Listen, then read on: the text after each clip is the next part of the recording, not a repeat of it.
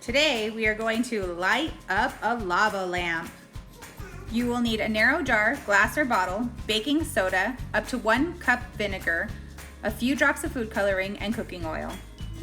Put 3 to 4 heaping tablespoons of baking soda into your jar. Next, take your cooking oil and fill the jar up about 3/4 full of oil.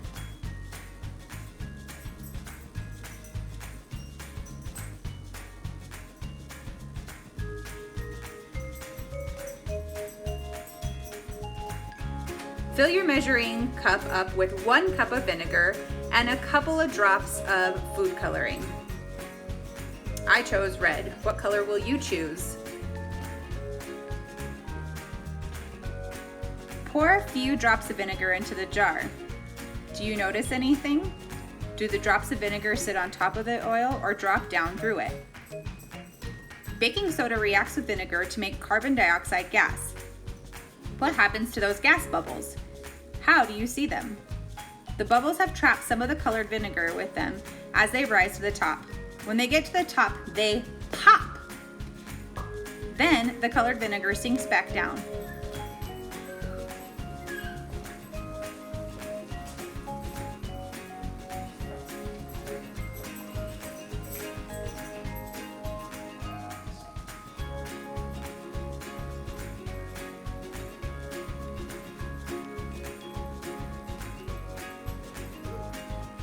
Try turning off all your lights. Grab a flashlight and try flashing it into the jar.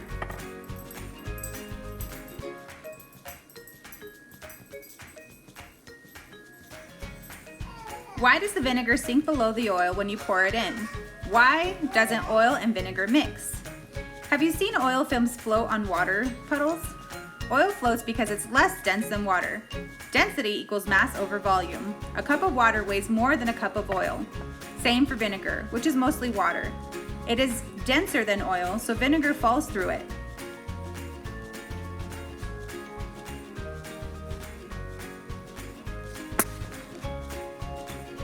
My lava lamp has been sitting for a while. As you can see, oil is on top, vinegar is the second layer, and baking soda is the last layer.